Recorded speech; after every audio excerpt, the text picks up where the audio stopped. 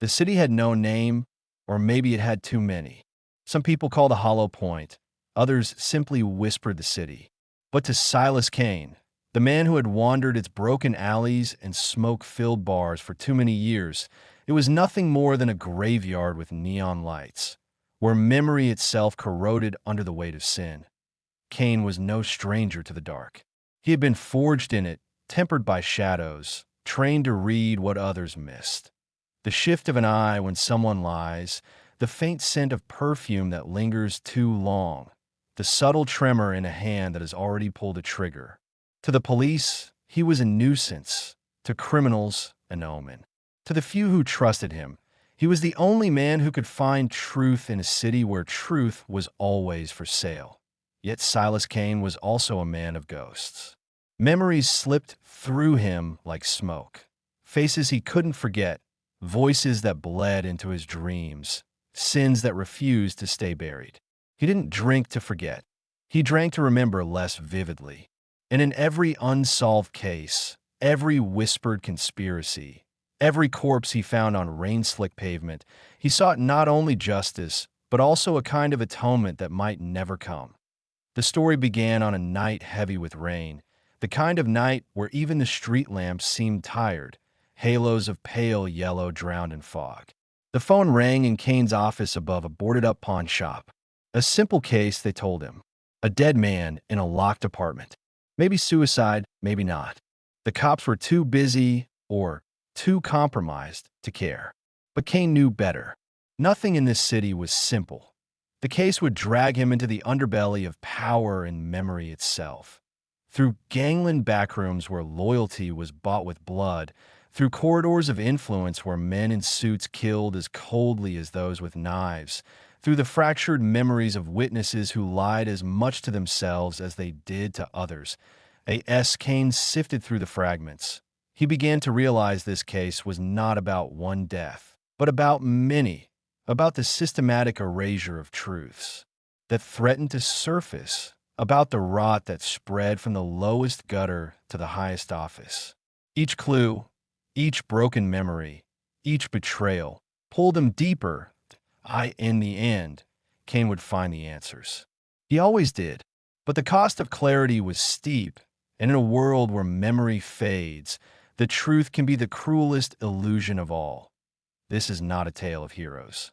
This is a tale of survival in a city where survival itself feels like defeat. It is the story of Silas Kane, detective, broken genius, ghost walker of the Noir night, and the case that forced him to confront the most dangerous mystery of all, the one buried in his own fading memories. The rain never left the city. It hung like a shroud, stitching the skyline in a gray thread that blurred light and shadow into one. The streets below gleamed like black marble under the storm, and neon signs dripped their colors into puddles that swallowed the truth without complaint.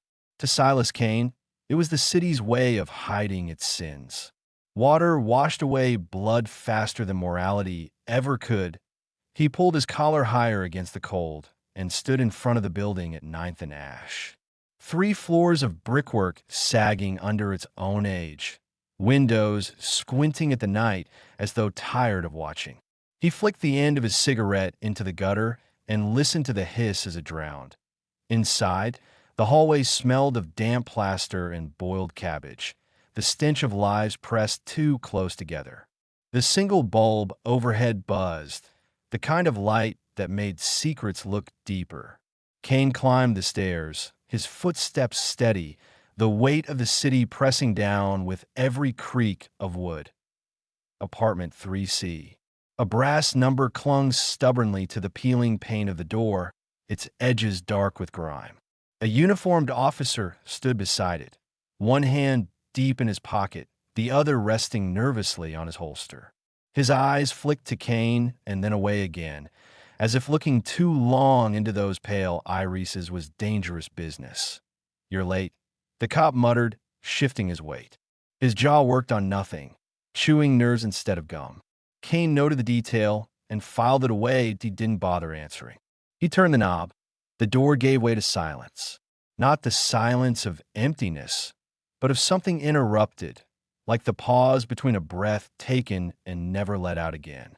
The living room stretched before him, dim light from the street cutting across furniture that tried too hard to be elegant. Velvet curtains, leather couch, crystal ashtray. It was money on display, but not taste. Hale sat where life had abandoned him, slumped against the couch, legs sprawled awkwardly, head tilted back as though still considering the ceiling. His shirt was white once, now defaced by a dark red bloom at the chest. The stain had dried around the edges, turning to a crust the color of rust. The watch on his wrist, a fine piece of Swiss precision, had stopped at 11:42. Kane crouched beside him. His eyes worked like knives, cutting through detail, carving sense out of chaos. The wound was neat, small caliber, a shot placed with care, almost respect. The bullet had entered close to the heart, angled upward, fired by someone shorter or seated lower, unless Hale had been caught off guard leaning forward. The carpet beneath him was too clean. Not enough blood for a man who died here, which meant he hadn't. He'd been shot elsewhere, carried here, posed. This wasn't murder. It was staging. Kane lit another cigarette, letting the smoke curl into the silence. He looked at Hale's face, frozen in puzzlement rather than pain. Murderers don't always give their victims time to think, but this one had. Hale had died wondering on the side table. A glass of bourbon waited, its ice melted into thin lines of water. Untouched, 2 cigarette butts in the ashtray. One domestic brand, Hale's, recognizable by the faded paper. The other imported, Turkish, rolled too fine for most men in this city to afford. Kane plucked it between gloved fingers, rolled it, smelled the faint spice that clung to the paper. A guest had sat here tonight. A guest who hadn't stayed long. He rose, scanning the room. The bookshelves were lined with leather spines, names embossed in gold, the kind of collection bought wholesale by men who wanted to look educated. But one book leaned half an inch forward. He tugged at it. The spine gave way with a hollow clunk, and the row shifted to reveal a hidden compartment. Inside, nothing save a torn scrap of paper. Ledger, don't trust anyone. If I vanish, it was them. The handwriting was frantic, the pencil strokes uneven, pressed deep into the paper as though fear had forced Hale's hand. Kane folded it carefully, slid it into the inner pocket of his coat. The ledger. Syndicate men always kept one. Black books fat with names, payments, debts, betrayals. If Hale had it, then someone else wanted it gone. And someone had been willing to make Hale disappear to keep it that way. The balcony door had been forced, lock scratched by a tool skillfully, but quickly used. Rain had washed over the iron railings, leaving drops like rubies in the glow of neon across the street. Kane leaned into the storm, scanning the labyrinth of alleys below. Whoever had come and gone had vanished into the city's veins, lost now in its bloodstream of shadows that he pulled back inside. On the mantelpiece, a photograph smiled. Hale, with his wife and daughter, framed in silver. Dust outlined where it had been moved recently. Perhaps replaced. Perhaps hidden. Someone had handled it. Behind him, the uniform cleared his throat. His voice tried for casual, but cracked halfway. Think it was a robbery? Kane struck another match, flame licking the shadows from his face for an instant before his features sank back into hard lines. He drew smoke deep, let out slow. Not robbery, Kane said finally. His voice was sandpaper and certainty. This was accounting. Kane moved deeper into the apartment, the silence clinging to him like damp cloth. The storm outside rattled the windows, impatient fists hammering against the glass. He ignored it, eyes sweeping over every surface, every shadow. The desk sat against the far wall, a neat oak piece polished to vanity's shine. Hale had been a man of appearances. His furniture confessed as much. But appearances lied. Kane pulled the top drawer open. Pens, envelopes, a stack of receipts. Too neat. Too curated. He opened the second. Bank statements. Rows of numbers bled across the page like confessions written in code. Kane's eyes traced them quickly. For a man like Hale, on paper a middle-ranking broker in the commodity exchange, his income was modest. Yet here were transfers in the tens of thousands, routed through shell accounts. Cayman, Belize, small islands that specialized in silence. The payments were monthly, precise, and always just under thresholds that triggered attention. A name repeated across several. Orpheus Holdings. Kane's mind ticked at the rhythm of the letters. It wasn't just an account name. It was a mask worn by something larger. Orpheus meant music, illusions, men who led others into darkness. Kane had seen such names before. They were the syndicate's fingerprints. A smaller sheet was tucked between the statements. It wasn't supposed to be there. A ledger fragment, torn roughly from a thicker book. Columns of figures, initials instead of names. ML, CV, RT beside them. Amounts, some small, some astronomical. Hale hadn't been just handling money. He'd been recording it. Kane's fingers lingered on the paper, feeling the faint indentations. He could see Hale hunched over, pencil tight in hand, writing down things he knew he shouldn't, things that could get him killed. The apartment groaned as if in sympathy, and Kane looked up. The door creaked. Not the one to the hall. A different one, the one leading to the kitchen. He drew his revolver, the motion silent, practiced. The city might dress him as a detective, but the weapon in his hand belonged to something darker. A man who had walked too many alleys where shadows carried knives. He approached, each step slow. The kitchen light flickered once, twice. Then a shape moved. "Don't shoot." The voice was shrill, cracking with desperation. A figure stumbled into view. Mrs. Grant, the tenant from next door. Widowed, early 60s, eyes sharp enough to strip paint. She clutched her shawl like armor. Kane lowered the gun, though his eyes remained fixed on her. "You've been in here long enough to watch me, but not long enough to explain yourself." Her lips pressed thin. She glanced past him at Hale's body, and her shoulders shivered.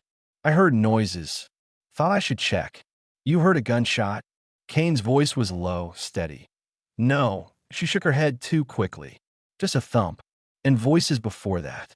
Male voices. One I didn't recognize." "Describe him." She hesitated. Kane could see the battle behind her eyes.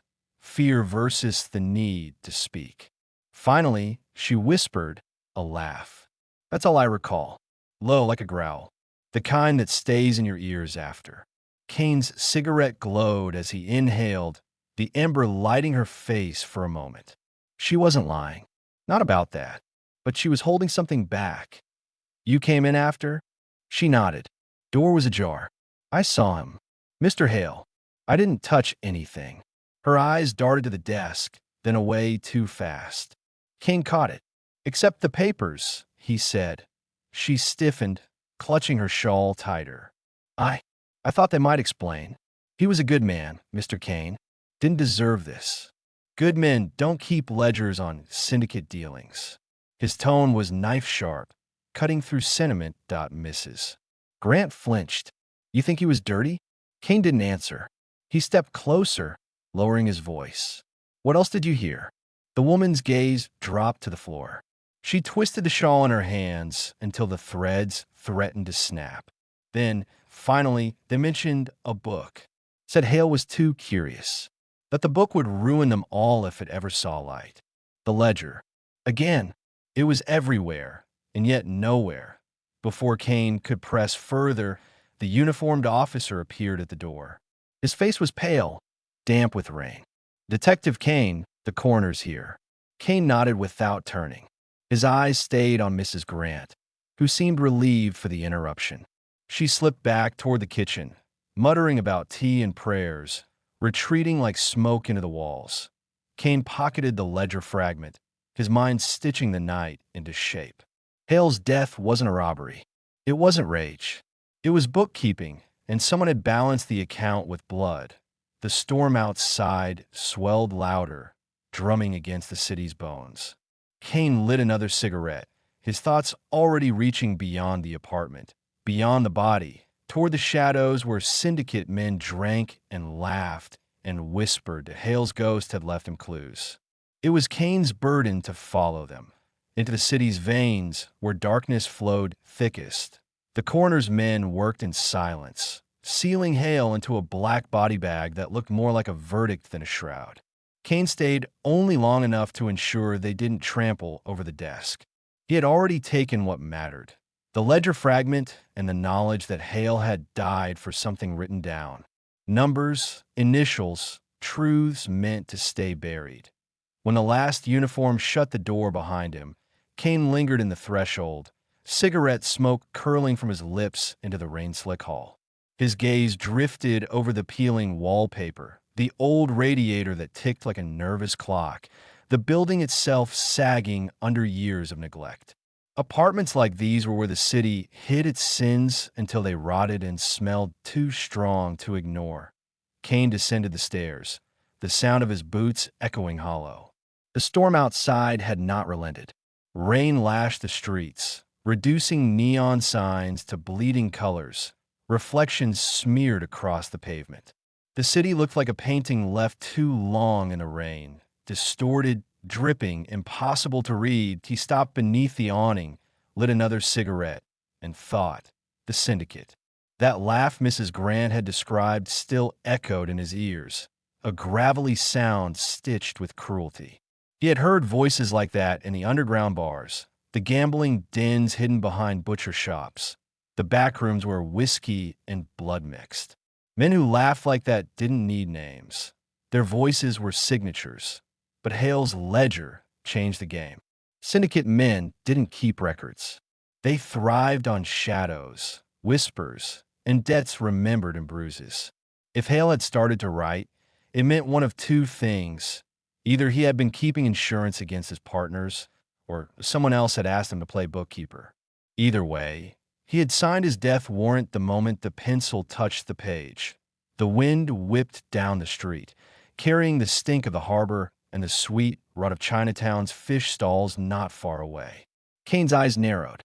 Chinatown, always the place where money vanished into smoke and reemerged as something unrecognizable. Hale's transfers, the shell accounts. Orpheus Holdings could easily have roots there. A whole town within the city, operating by its own rules, speaking its own tongue, invisible to outsiders, that a city within a city. A shadow double. Kane had known it existed. Every cop, every detective worth his salt knew. But tonight, Hale's death pulled it into sharper focus. The syndicate wasn't just a rumor whispered in bars. It had streets, doors, storefronts. It had a pulse. Headlights swept across him as a black sedan rolled past, slowing for just a beat too long before disappearing around the corner. Kane watched it go, jaw set. A message, perhaps, or a warning. In this city, they were often the same thing. He drew his coat tighter, tucking the ledger fragment into the inner pocket. He would need time to decode it, to map those initials against the city's living, breathing faces. ML, CV, RT, names waiting to step out of the shadows, but not here. Not in the rain, with Hale's blood still drying upstairs. Kane started walking. His stride carried him through puddled streets, past shuttered storefronts, past the glow of bars where music struggled against the storm. Each cigarette he burned bought him a few more minutes of clarity, the smoke curling upward as if carrying fragments of thought to the heavens. The city whispered as he moved through it. Voices from alleys, deals murmured in doorways, the wet shuffle of men who thrived in the margins. Somewhere inside that whisper was the syndicate's laugh, Hale's last conversation, and the answer to why a broker had thought he could write things down without dying for it. When Kane finally reached his office, a narrow room above a pawn shop that never slept, he paused before the frosted glass door. S. Kane Investigations. The letters were fading, the paint chipped, the world already erasing him even as he lived. Inside, he placed the ledger fragment on his desk, smoothing it under the lamp. Numbers, initials, amounts. Not random, not desperate. Ordered, systematic. Kane leaned back, smoke curling above his head, and let the city map itself in his mind. Streets became veins, alleys became capillaries, Chinatown a second heart beating beneath the surface. Hale had died because he had touched that heart. Kane knew where the next step would take him, into that parallel city, into its smoke, its lanterns, its teeth. The rain hammered harder against the windows, like the city itself trying to warn him. But Kane only exhaled smoke and whispered to the dark, too late. Because once you started following ghosts, you either chase them into the light or let them drag you down into their grave. And Silas Kane had never been the type to turn away. The following evening, the rain relented, though the city still gleamed wet under the amber haze of street lamps. Silas Kane walked with his collar turned up and his hat brim low, the cigarette in his mouth burning like a fuse. In his pocket, the torn ledger sheet folded against his chest as though it had a heartbeat of its own. The city had many masks. By daylight, it paraded as commerce and ambition, offices and industry. But when night fell, another city stepped forward, dressed in shadows, perfumed in smoke, gloved in velvet. That was where Kane was headed now, the kind of place where men with polished shoes and dead consciences drank champagne while blood dried on their hands. The cab dropped him 2 blocks from the club. You never arrived at the Gilded Swan directly. It was a place that demanded subtlety. Everyone who mattered already knew where it was, and anyone who didn't belong there. Kane lit another cigarette and walked the rest of the way, boots tapping against wet stone, the city's neon reflections shimmering in the puddles like a carnival drowning. The Gilded Swan hid behind an unmarked mahogany door, set between a jewelry store that had closed years ago and a florist whose window was filled with wilted lilies. A brass doorman with shoulders like a bull and a face carved from stone stood outside. He looked Kane up and down, trench coat, cigarette, the kind of eyes that didn't blink often enough, and then moved aside without a word. Kane had been here before, years ago, back when the syndicate still wanted his presence rather than feared his attention. Inside, the club was a different world. Jazz trickled through the air, smooth and dangerous, like honey poured over glass. The ceiling hung low with cigarette smoke, catching the golden light from chandeliers that made the room shimmer like liquid wealth. Red velvet draped the walls, muffling sound and thought alike.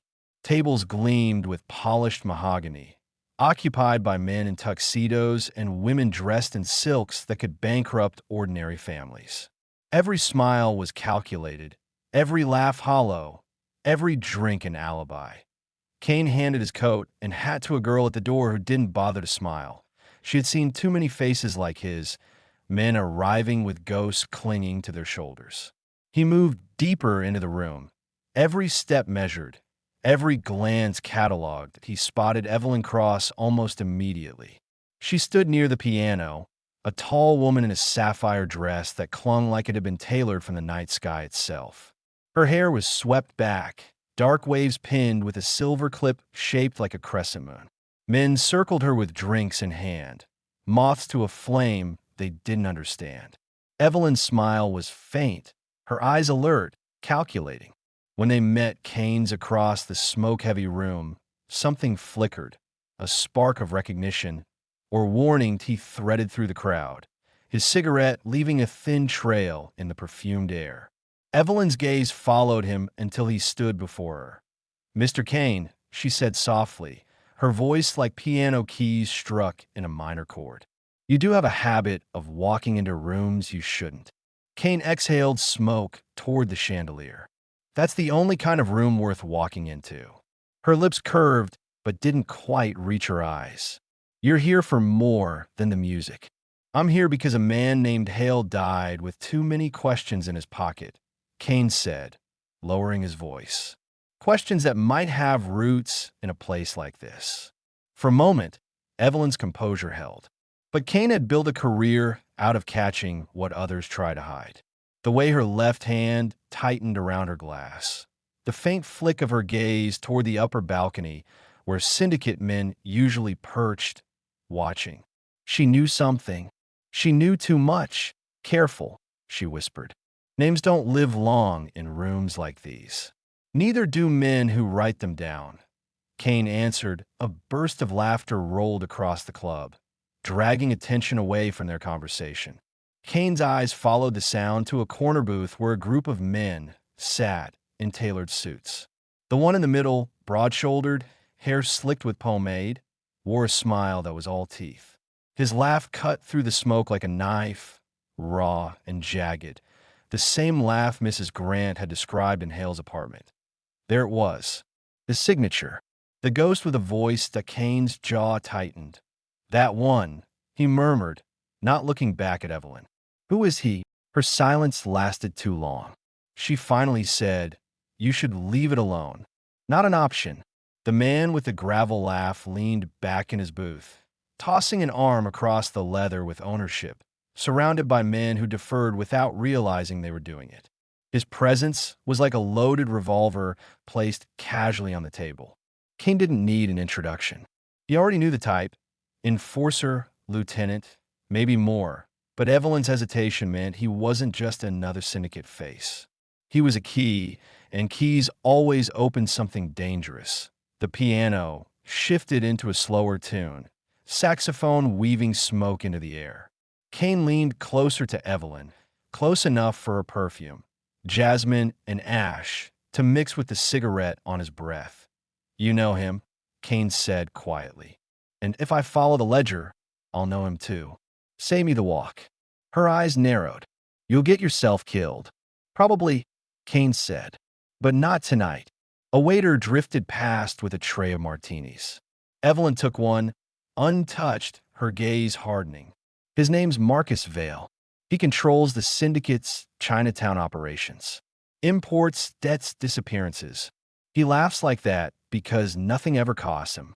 The debt is always someone else's to pay." Kane filed the name away. Marcus Vale.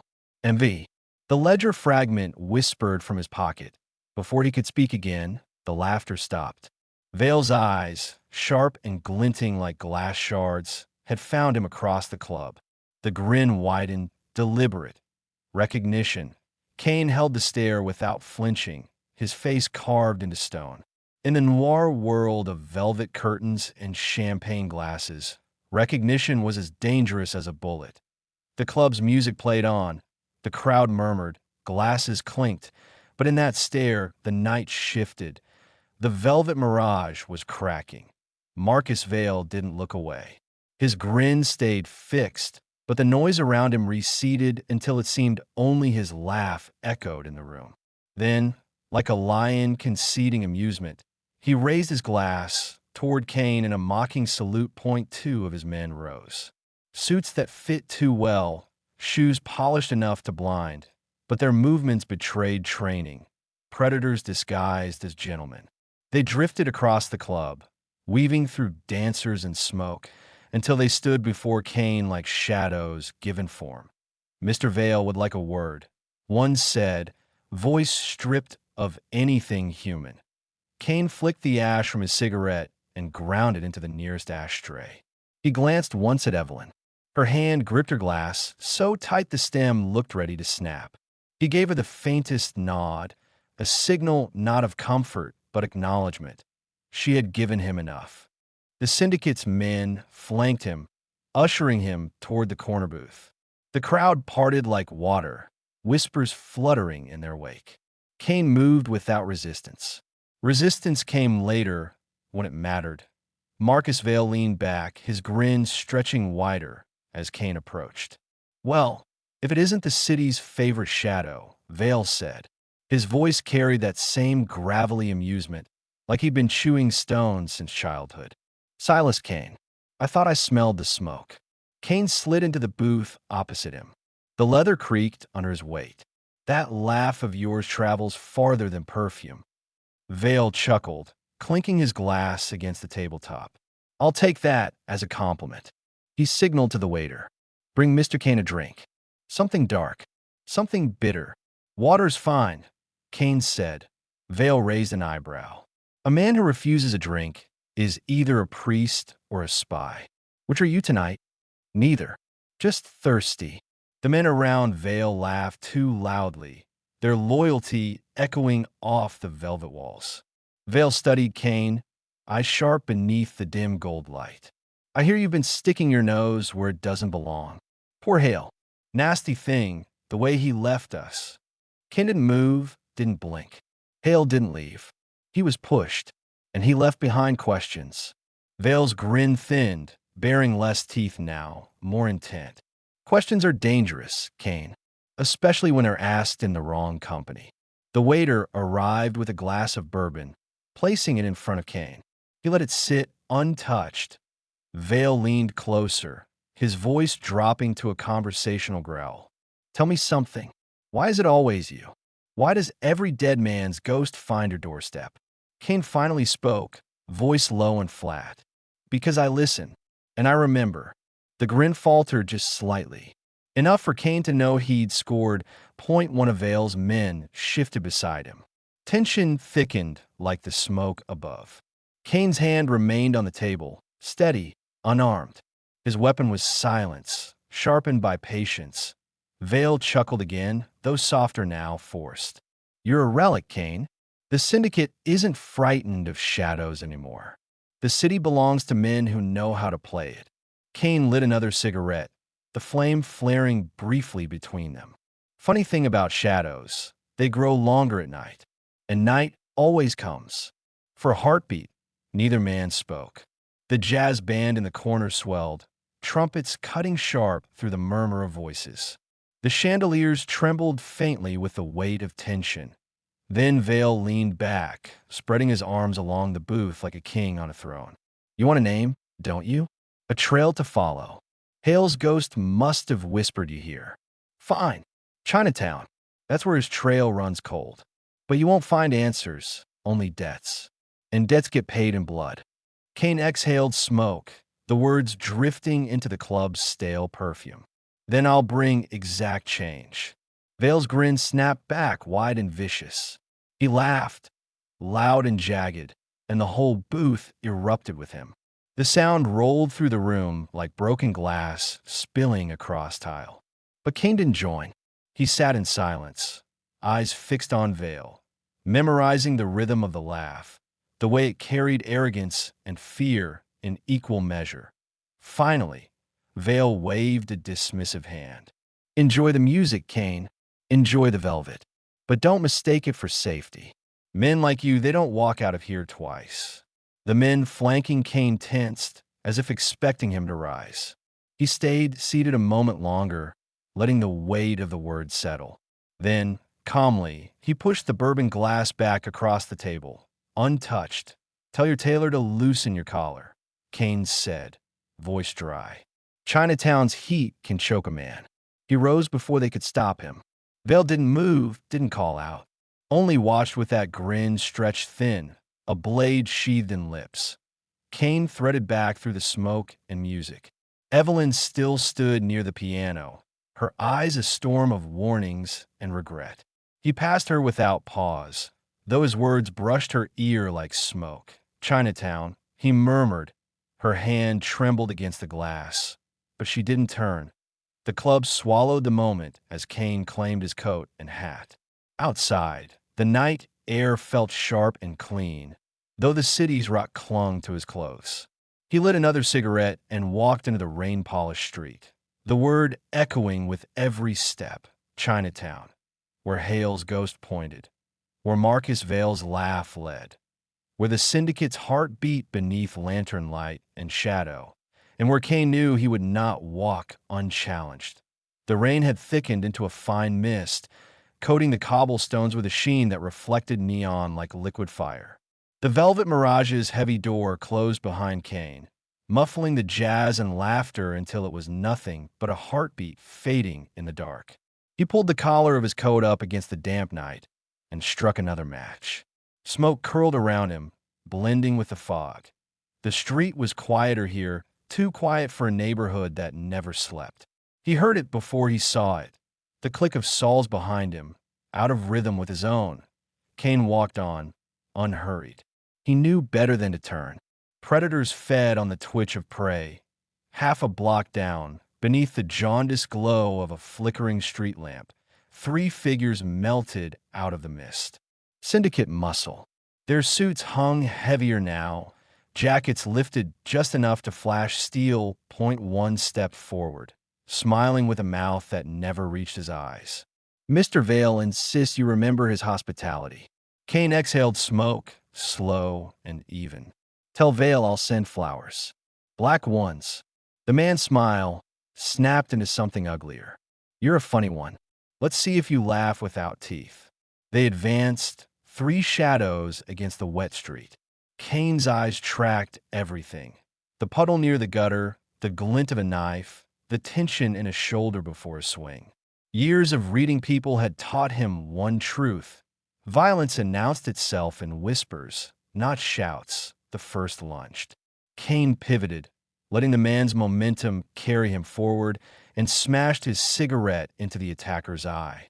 A howl split the night. Kane followed with a sharp elbow to the ribs, sending him crashing into the lamppost. The second came with a knife, blade catching neon. Kane sidestepped, catching the man's wrist. A twist, a crack, and the blade clattered to the pavement. Kane kicked into the gutter, boot connecting with the man's shin. He dropped screaming. The third hung back, smarter than the others, hand hovering near the revolver tucked in his coat. Kane's gaze fixed on it. He could see the man's hesitation, the war between orders and instinct. Don't, Kane said, voice flat as a blade. For a second, the night held its breath. Rain dripped from the awning above, ticking like a clock. Then the man shifted his weight wrong, just enough. Kane grabbed the broken bottle from a trash bin, its jagged edge gleaming, and pressed it against the thug's throat before the revolver cleared the holster. The man froze. His pulse thudded under Kane's grip, fast, terrified. Kane leaned in, his voice a whisper that carved through the mist. Tell Vale, I heard the message. And tell him this. Ghosts don't scare easily. He released the man with a shove. The bottle shattered at his feet. The thug stumbled back, eyes wide, then bolted into the fog, dragging his wounded partners with him. Kane straightened his coat, breath steady, cigarette somehow still smoldering between his lips. He glanced once at the neon reflection quivering in the puddles. The mirage's glow looked distant now, almost unreal, like a dream fading into smoke. He lit another match off the broken lamppost, watching the flames sputter against the damp air. Chinatown.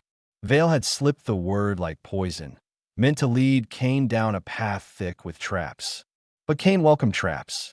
They told him where the syndicate didn't want him to walk. He inhaled, let the smoke burn his lungs, and stepped into the fog-slick street. The city loomed around him, alive, restless, full of teeth. Somewhere in its shadows, Chinatown's lanterns flickered, and Hale's ghost waited with the truth. The night closed in, and Kane walked deeper into it, every step pulling him closer to the city's hidden heart. The rain never really left the city. It only changed its disguise. By the time Kane reached the eastern quarter, the downpour had softened into a mist that clung to his coat like an extra layer of skin.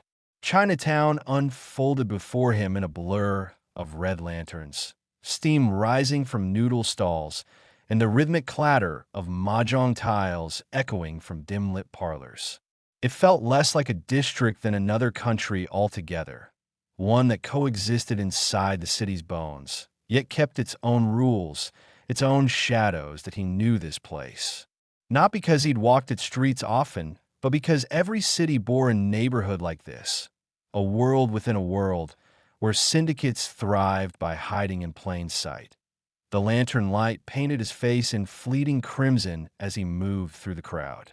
Vendors called in clipped Cantonese, women in cheongsams disappeared behind beaded curtains, and everywhere Kane looked, there was motion. Yet beneath the surface bustle, he sensed tension. Eyes followed him too long. Conversations hushed when he passed. He was a stranger here, and strangers rarely left unnoticed. He paused at a stall selling roasted chestnuts, the steam clouding the night air. Across the street, a boy, no more than 12, leaned against a brick wall, pretending to play with a yo-yo. But his gaze never left Kane. A lookout, cheap labor syndicate bosses employed because children were invisible until they weren't. Kane bought a handful of chestnuts, slipped the vendor a coin, and drifted deeper into the maze of alleys. The further he went, the narrower the streets became. Neon gave way to paper lanterns, and the sounds of the outer city faded into the shuffle of slippers, the rasp of broom bristles on wet stone. He passed a tea house where a gramophone played an old Mandarin ballad. Inside, a woman with painted lips laughed too loudly at a man's whisper. Kane noted the reflection in the window, a figure slipping into the alley behind him.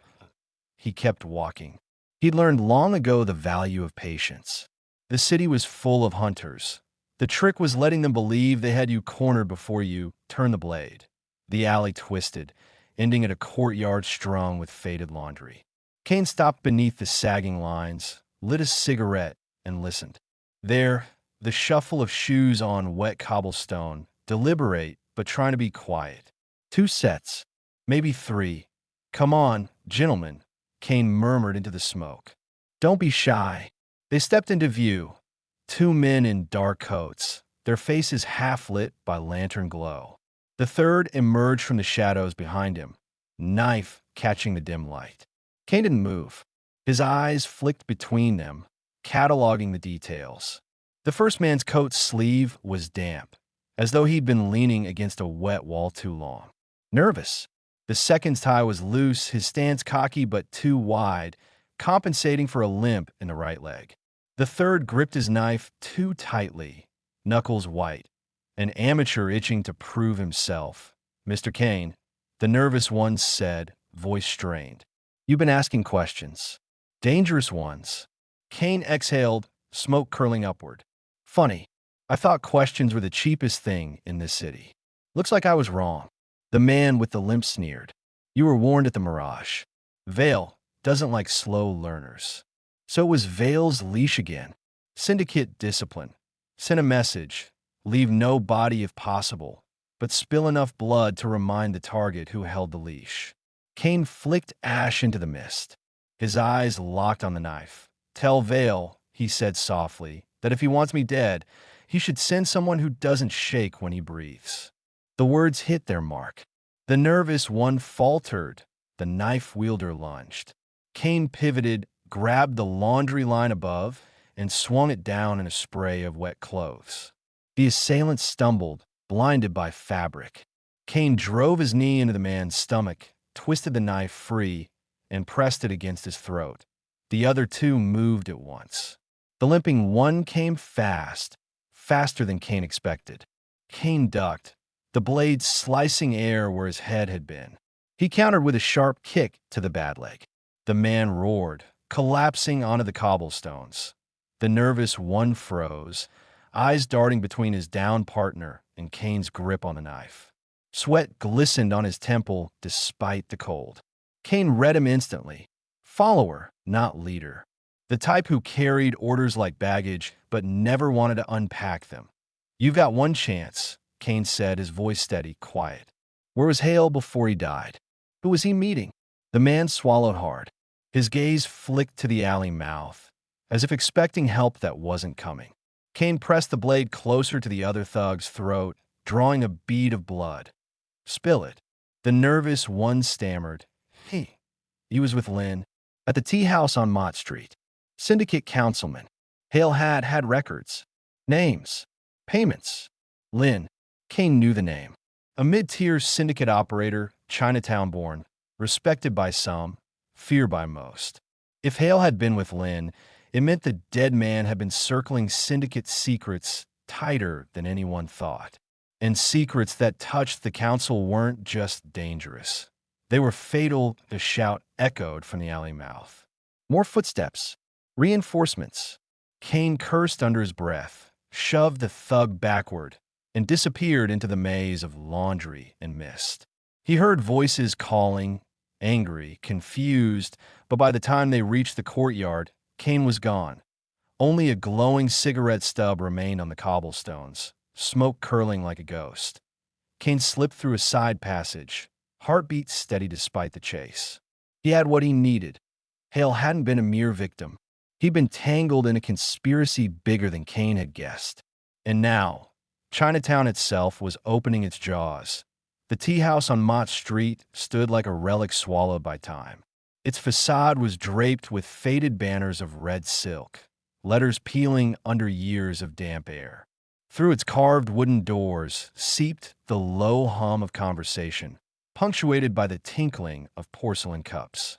The smell, strong tea laced with smoke and oil, clung to the night like an invisible hand. Pulling Kane toward it, he paused outside, under the awning where rainwater dripped in slow, deliberate rhythm.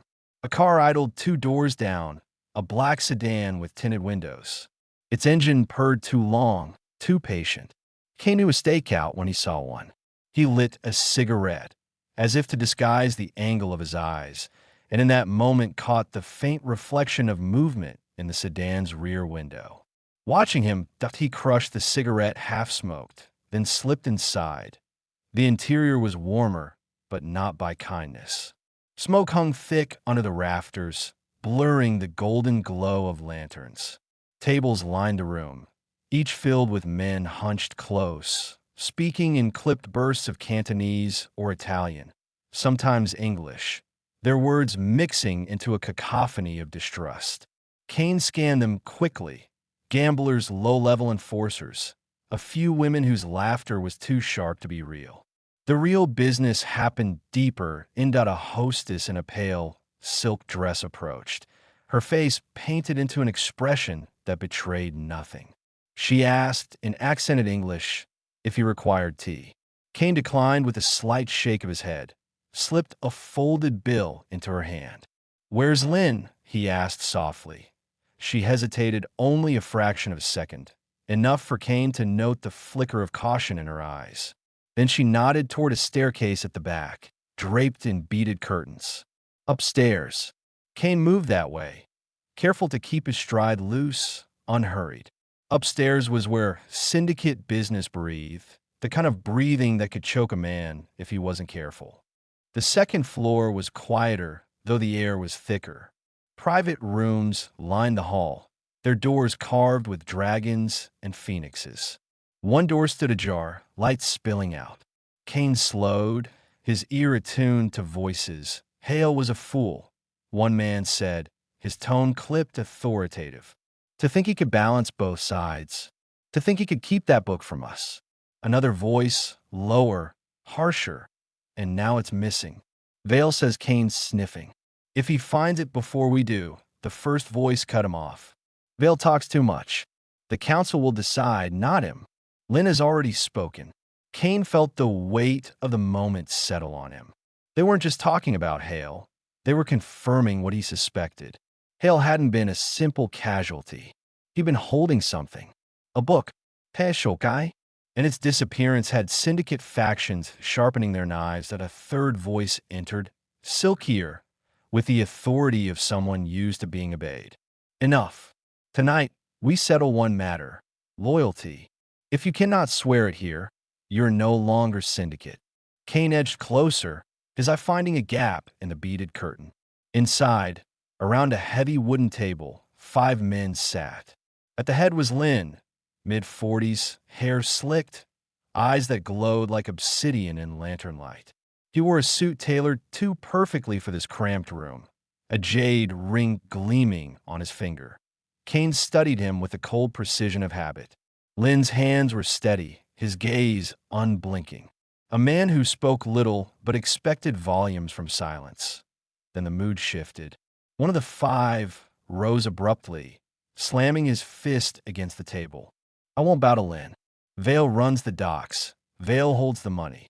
Without him, you'd all be beggars clinging to teacups." A gasp rippled around the table. Lynn didn't move. He simply raised his hand. The door behind Kane opened without warning. 2 syndicate guards stepped out, dragging a man between them. The newcomer was bloodied, his lips split, his suit torn at the shoulder. Kane's heart gave a quiet jolt. It wasn't Hale, of course, but the resemblance was close enough to stir his instincts. This man was an accountant, a bookkeeper type, the kind of man who kept ledgers that could sink empires. The man was shoved to the floor inside the meeting room. Lynn regarded him like one might a stray dog. "You took Hale's book," he said quietly. "Where is it?" The accountant shook his head, coughing blood. I never saw it." "Hale," he said, "he was protecting someone." "Not me. I swear." Kane leaned slightly closer to the gap in the curtain, pulse tightening. Protecting someone. Hale hadn't just been running numbers. He'd been shielding a name. Lynn's hand flicked. One of the guards drew a revolver, pressed it to the accountant's head. The man cried out, panic flooding his eyes. Wait. He left something, with a name, an address. The shot cracked like thunder, cutting him short. Silence followed, heavy, suffocating. Kane's jaw tightened. Another dead end. Another name buried in the syndicate soil. Inside, Lynn stood, smoothing his jacket. Vale overreaches. But he is useful. We cannot move against him yet. His eyes swept the table, cold and absolute. But Kane, he is an infection. He must be cut out before he spreads. Kane pulled back from the curtain, just in time. The guards outside had shifted, sensing movement. He turned, slipping down the hallway as a door creaked behind him. Voices barked. The chase ignited. He darted down the staircase, his shoes barely touching the wood. The first guard lunged. Kane swung an elbow into his ribs, felt the breath rush out of him.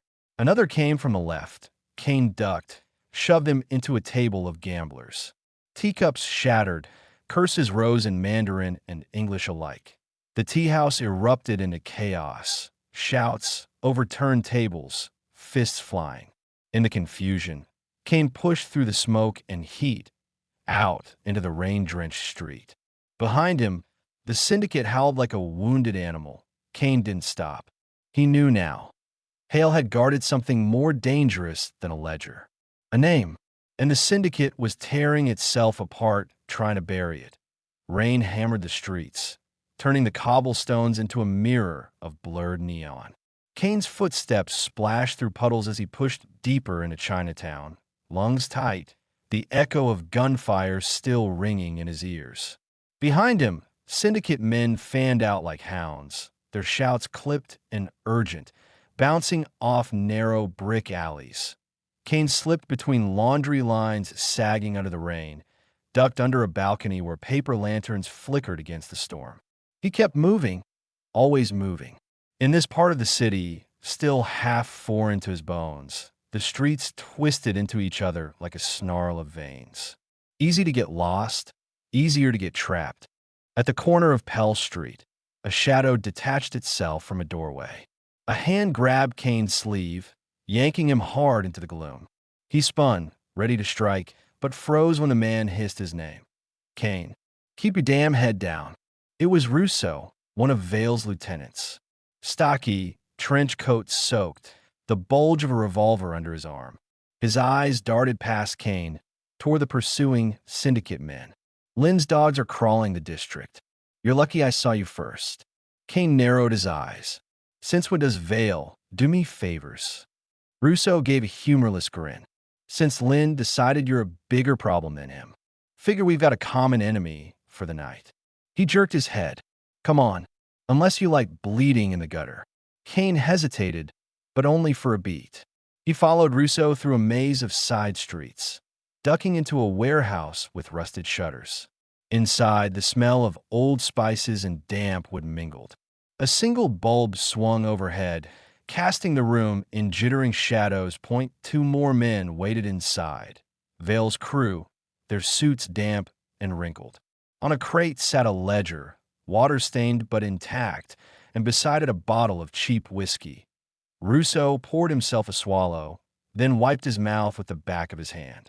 Word is you were sniffing around that tea joint. Brave or stupid, I can't tell. But you heard something, didn't you? Kane's silence was answer enough. Rousseau leaned in, lowering his voice. Hale. He wasn't just numbers. He was sitting on proof. Lynn's been bleeding Vale's accounts, cutting side deals with the Italians. Hale kept record. That ledger? It was insurance. Kane exhaled slowly, smoke curling from his last cigarette.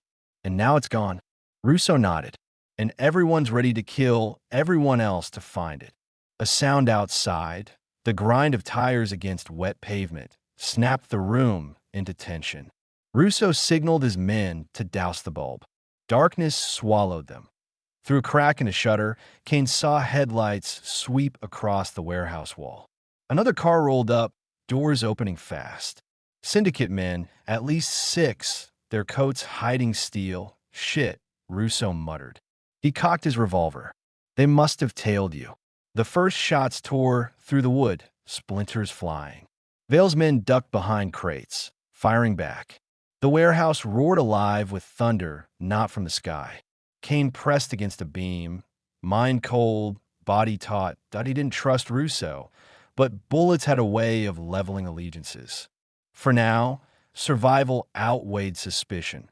Syndicate men pushed through the entrance, guns flaring in strobe bursts. Russo's crew went down hard, one clutching his throat, another sprawling over the ledger. Kane Dove grabbed the book on instinct and rolled behind cover. The leather was slick, edges stained with more than rain. Russo barked at him. Run, Kane. That book's worth more than your life. Get out. Kane didn't wait for permission. He broke toward the back exit, shoulder ramming through a door swollen with damp. The alley outside reeked of garbage and rain, but it was freedom. Behind him, chaos screamed. The crack of pistols, the guttural curses of dying men. He didn't look back, he sprinted down the alley, clutching the ledger tight against his chest. Each step carried the weight of Hale's secret, heavier than any bullet. He ducked into a stairwell, pressed himself against the wall, and finally dared to breathe. The book trembled in his hands. Even in the dark, he saw the faint scrawl of Hale's handwriting on the cover. Pages inside whispered with names, dates, amounts, enough to damn Lynn, Vale, maybe half the city's ruling class. Kane felt the bitter taste rise in his mouth.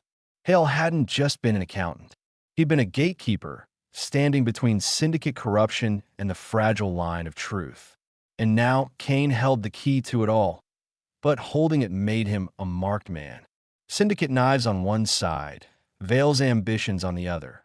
Rain washed down the stairwell, dripping over his hat brim. Kane lit a cigarette with shaking fingers, the flare momentarily illuminating the raw tension carved into his face. He inhaled deep, then exhaled into the shadows. The city was bleeding around him, factions cutting each other open in the dark. And at the heart of it, Hale's ghost, whispering through ink and numbers. Kane tucked the ledger under his coat. The night was far from over. The city did not sleep. It twisted in pain. Kane walked through streets that had long since drowned under the storm, the brim of his hat dripping, his coat heavy with more than rain. The ledger was a block of lead pressed against his ribs. He could almost hear the voices trapped inside it, the murmur of transactions, the whispers of betrayal, the last testimony of Hale, written in ink that smelled faintly of blood. Every alley he passed seemed to hold a shadow waiting for him. Syndicate men, Vale's cutthroats, crooked cops. None needed an invitation now. Kane wasn't a detective anymore. He was a courier of truth, and that made him the most dangerous man in the city. He stopped beneath the awning of an all-night diner, neon sputtering above like a dying heartbeat. Inside, the place was nearly empty, just a waitress wiping down counters and an old man nursing black coffee. Kane slid into a booth, ordered nothing, and pulled the ledger out just far enough to crack its spine. Pages whispered in Hale's steady hand. At first glance, it was arithmetic, columns of names, shipments, dates. But Kane's eye moved differently than most. He saw the patterns, the anomalies, the deliberate spacing of letters where none should exist. Hale had coded his truth in side numbers, and there it was, Lynn's signature hidden beneath false invoices, masked in Italian imports and Chinatown loans. A quiet siphoning, a betrayal against Vale. Hale had seen it, had recorded it, had tried to hold it like a weapon. And for that, He had been silenced. Kane closed the book, slid it back under his coat. The city's power wasn't in guns or fists. It was here, in the fragile ink of one man's handwriting. Whoever controlled that story controlled the streets. But Kane wasn't naive. He knew the syndicate would burn half the district to ashes to reclaim it. Vale would do worse. Neither wanted justice. Both wanted dominance. A shadow past the diner window, lingered a beat too long, then moved on. Kane's hand tightened around the revolver at his side. He didn't breathe until the figure vanished into the storm. He left a minute later, back into the wet dark. Somewhere across the city, City Hall prepared for a gala. Kane could already picture it. The chandeliers, the polished shoes, the air perfumed with money and deceit. It would be the perfect theater. Lynn would be there, smiling in silk, shaking hands with officials he already owned. Vale's men would linger in the corners, pretending not to circle. Everyone would dress as gentlemen, but their knives would glitter beneath the cuffs. Kane lit another cigarette, smoke curling under the umbrella of night. His reflection stared back from a rain-slick window, hollow-eyed, jaw locked, carrying too many ghosts. The ledger thudded softly against his ribs with each step. He knew where the endgame would play. He knew it could only end one way. In a room full of men who thought they owned the city, while one man pulled back the curtain. But Kane also knew the rule of Noir. Truth never came without blood. He walked on, the storm swallowing him whole, toward the marble steps of City Hall. The marble steps of City Hall rose from the wet pavement like the bones of some ancient cathedral. Rain ran down their broad faces in thin, glistening rivers, washing soot into the gutters. Kane paused at the base, cigarette ember hissing in the storm, and studied the building. It loomed against the night sky, its gilded dome catching lightning in brief, brutal flashes. The city's beating heart, dressed in granite and lies. Tonight, it belonged not to the public, but to the syndicate. Two policemen in pressed uniforms flanked the entrance. Their eyes slid over Kane, lingered on the bulge beneath his coat, then drifted away. They knew better than to ask questions on a night like this. The gala was invitation only, but invitations were just paper. Kane carried proof more valuable than any embossed card. Inside, the air was warm, heavy with perfume and cigar smoke. Music drifted from a string quartet near the grand staircase, sweet and civilized, masking the rot beneath. Chandeliers hung like frozen suns, scattering fractured light over satin gowns and tailored suits. Kane moved through it with a predator's patience, every sense sharpened. He didn't belong here, not with his rain-soaked trench coat and city's grit still clinging to his boots. But that was the point. Let them see him. Let them feel the presence of a man who had walked out of Chinatown's blood-stained alleys, still breathing. But he found her first, Evelyn Cross. She was draped in midnight silk, hair pinned with diamonds that caught the light like knives. Her laughter spilled across the room as easily as the champagne in her glass. But her eyes found Kane, narrowed a fraction, then softened into something like relief. Or fear. "You shouldn't be here," she murmured when he drew near, her lips barely moving, her smile frozen for onlookers. "I've got something everyone in this room would kill for," Kane said, his voice low, gravel carried on smoke. "And most of them will try before the night's over." Her fingers tightened around the stem of her glass. The ledger. Kane didn't answer. He didn't need to. A commotion near the stairs announced the arrival of Lynn. He wore a white dinner jacket, immaculate, his presence like a knife hidden in velvet. The crowd bent toward him without thinking, gravity obeying mass. His smile was polished marble, his handshake a contract written in blood. Vale's men lingered in the shadows. Watching him with eyes like blades, Kane studied the room. Lynn and Vale, predator and predator circling. Evelyn caught between them, and the officials, mayor, judges, aldermen, each smiling too wide, drinking too fast, praying the wolves wouldn't notice their trembling hands. The ledger pulsed against Kane's ribs.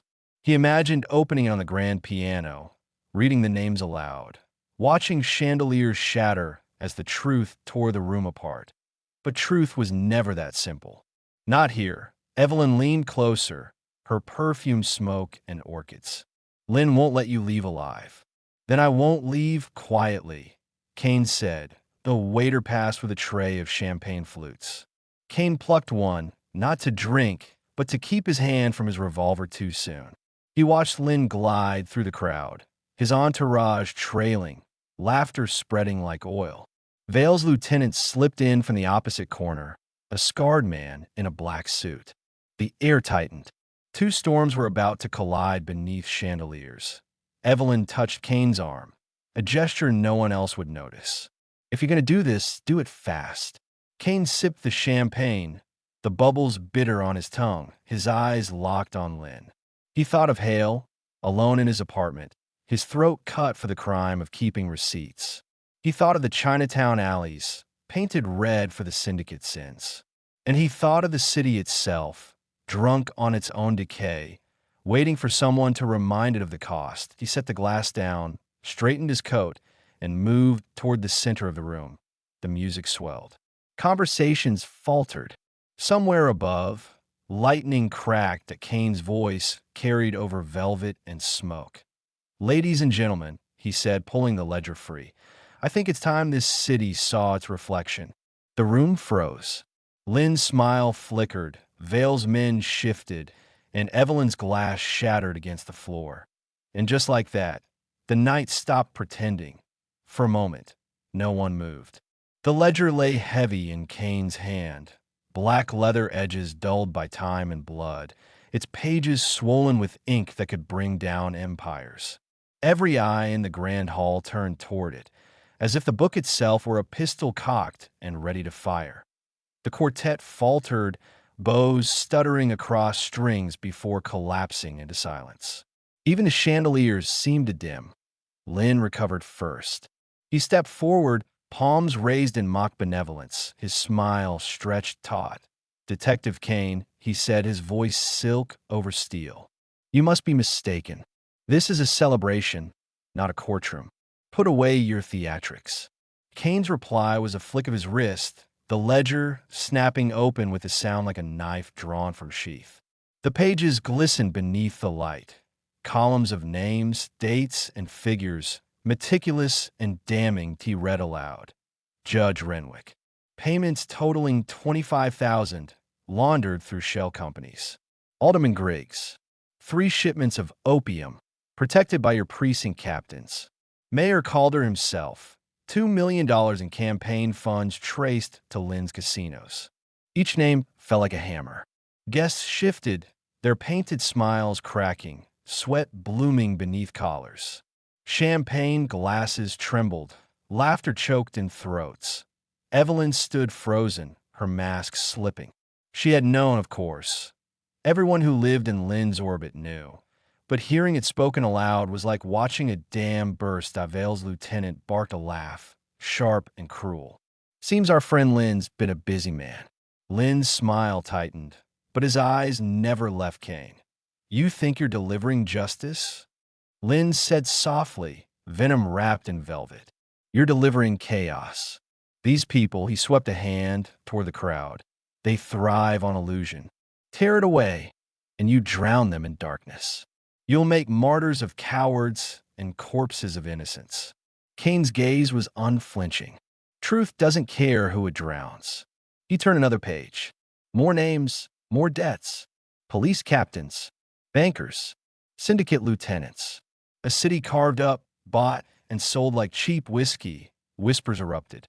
Some guests edged toward the exits, only to find Vale's men stationed there, broad shoulders blocking escape. The gala had become a cage, the chandeliers its bars. The mayor stood now, red-faced and trembling. "This is absurd. Fabrications. Nothing more." Kane closed the ledger with deliberate care. Funny thing about paper. Ink doesn't lie. People do. Lynn's composure cracked, just enough for Kane to see the wolf beneath the silk. He stepped closer, lowering his voice, words meant only for Kane's ears. You won't walk out of here with that book. Kane lit another cigarette, flame reflected in Lynn's cold eyes. Then I'll make damn sure the whole room remembers what they saw.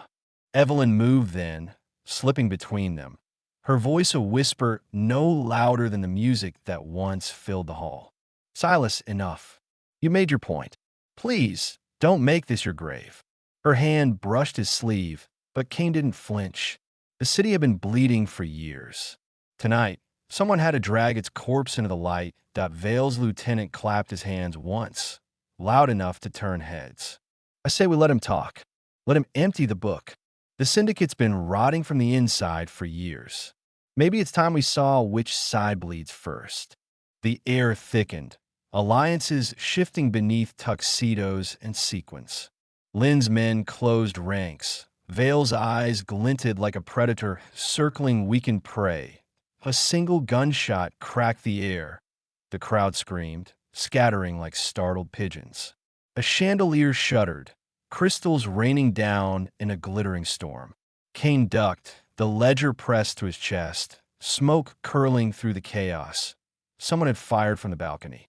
Not at Kane, not at Lynn, but at the mayor. Calder slumped, scarlet blooming across his shirt front, his glass tumbling to marble with a brittle shatter. The gala erupted into panic. Guests clawed for exits, heels snapping, tuxedos tearing. Vale's men drew pistols. Lynn's men answered, and the air filled with the staccato roar of gunfire. Kane moved through it like a shadow, every instinct screaming. He saw Lynn vanish toward a side corridor, his white jacket ghost-like in the smoke. Vale's lieutenant barked orders, men fanning out, their eyes on Kane as much as Lynn. Evelyn clutched his arm, her face pale. Silas, you can't fight them all. No, Kane said, sliding the ledger inside his coat. But I can make sure they burn each other down. Another shot rang out, closer this time. The string quartet instruments lay abandoned, their notes silenced by the thunder of war erupting under crystal chandeliers. Kane drew his revolver. The ledger was truth, but steel was survival. This was no longer a gala. This was an execution chamber, and the city itself was the condemned. The marble corridors behind the ballroom stretched like veins, pulsing with the echo of boots and gunfire. Smoke drifted through the archways, carrying the acrid tang of powder and the metallic scent of fresh blood. Kane moved fast, revolver drawn, the ledger heavy against his ribs. Evelyn followed, her heels abandoned, bare feet slapping against polished stone. Ahead, Lynn's white jacket flashed and disappeared around a corner. Kane quickened his pace. They burst into a smaller chamber, a council room dressed in mahogany and leather, its walls lined with oil portraits of dead men who once believed they ruled this city. Lynn stood at the far end, framed by tall windows overlooking the chaos-lit skyline. The city burned in miniature reflection across the glass, a theater of greed and decay. Close the door, Evelyn, Lynn said calmly, as though welcoming them into his parlor. In his hand gleamed a pistol, its muzzle steady as a heartbeat. Evelyn froze. Kane stepped in front of her, gun leveled. This ends here, Lynn, Kane said. His voice was steady, but the fatigue ran deep. The book's enough to bury you and every rotten deal you've ever made. Lynn's lips curled into a smirk. Bury me? Or bury the city? You parade this ledger like scripture, but what then? Another Lynn rises. Another syndicate. You don't cut out rot with paper and lead. You only shift the shadows. Kane's cigarette ember glowed as he drew in smoke, masking the tremor in his chest. He'd heard the same sermon from a dozen men before Lynn, but none had carved their initials so deep into the city's bones. You're right, Kane said quietly. Shadows always return. But you won't. Lynn's eyes narrowed. The silence cracked with simultaneous gunfire. Kane dove left, splinters erupting from the council table as Lynn's shot whined past his ear. He rolled behind a leather chair, returning fire. One bullet shattered glass, city lights streaming through the jagged hole. Evelyn screamed, ducking low. Smoke filled the chamber, acrid and suffocating. Lynn moved with calculated grace, firing methodically, forcing Kane back. "You're clever, detective," he called. "But clever men die just as easily as fools. The city doesn't remember martyrs. It buries them." Kane counted the shots. 4, 5. The pause was subtle, but Kane's mind worked like clockwork. Lynn was reloading. He sprang from cover, revolver steady, eyes narrowed. The world slowed. The hammer pulled back, Lynn's eyes widening, the faint click of his empty magazine. Kane fired once. Twice, Lynn staggered. His pistol clattered to the marble. Scarlet bloomed across the white of his jacket, darkening, spreading. He collapsed against the table, breath rattling, hand clutching for the ledger even as his strength bled away. Kane approached slowly, revolver still raised. Lynn's gaze met his, burning even as life drained. "You think this changes anything?" Lynn rasped. "This city will eat you alive. You can't save it. You'll only drown with it." Kane knelt, pressing the ledger against Lynn's chest with cold precision. "Maybe, but you don't get to feed on it anymore." Lynn's last breath escaped in a whisper, a serpent uncoiling. His eyes glazed, hands slipping from the ledger. It was done. For a long moment, Kane stood in the stillness, revolver lowered, heart pounding in a rhythm older than justice. The chamber reeked of cordite and death. Outside, the gunfire from the ballroom ebbed, replaced by the distant wail of sirens. Evelyn touched his arm, her voice trembling. "Silas, it's over." He shook his head. "No, it never is." Still, he holstered his gun. He pried the ledger from Lynn's cooling fingers and handed it to her. "Get this to someone who can't be bought. And you." Kane lit another cigarette, smoke curling around the dim light. "I'll make sure the rats finish tearing each other apart." They left the chamber together, but not as they had entered. Evelyn clutched the book like a relic. Kane walked as though the weight of it was still pressed to his chest. In the ballroom, the floor was littered with the fallen. Vale's men and Lynn's alike had painted the marble red. Vale himself was nowhere to be seen, whether escaped or dead. It hardly mattered. The syndicate was fractured, its illusion of invincibility shattered in the span of one night. The mayor's body lay draped across the dais, a grotesque symbol of power's fragility. Judges and aldermen slunk through smoke, their faces pale, futures undone. Kane surveyed it all in silence. He didn't smile. By dawn, newspapers would scream of betrayal, assassination, and corruption unveiled. Some would call Kane a hero, others a criminal. Both would be wronged out on the steps of City Hall as dawn broke pale across soot-stained skies. Kane stood alone. Sirens wailed, reporters clamored. Evelyn vanished into the crowd with the ledger clutched to her chest, a detective in a trench coat, cigarette burning low, watching as the city shifted uneasily in its sleep. Silas Kane had dragged a devil into the light. But devils have a way of breeding in shadows. For now, though, one devil was gone, and that would have to be enough. The city wore its scars like old jewelry, gaudy, half-hidden, and impossible to forget. Weeks had passed since the night of blood at City Hall, but the echoes of it still rattled through the streets. Posters of the mayor's smiling face were torn down. Aldermen vanished quietly into country houses, and the syndicate's grip loosened just enough for smaller predators to bare their teeth. Silas Kane sat in his office, blinds half drawn, the afternoon light slashing across the smoke that hung in the room. His desk was a mess of unpaid bills, case notes, and the stub of a whiskey bottle that had seen too many lonely nights. Outside, the city hummed like a tired beast, restless but not yet broken. He hadn't spoken to Evelyn since that dawn. She disappeared into the folds of bureaucracy, clutching the ledger like scripture. Rumor said it had been delivered to the papers, then sealed by the courts, then passed to federal men in gray suits. Kane didn't care. What mattered was that Lynn was dead, the syndicate fractured, and the city for once, had seen its kings bleed in public, but victory left a sour taste. Every time Kane closed his eyes, he saw Lynn's last smirk, heard the rasp of his dying words. The city will eat you alive. Maybe the bastard had been right. Kane had survived the firestorm, but the city had a way of gnawing at whatever pieces you had left.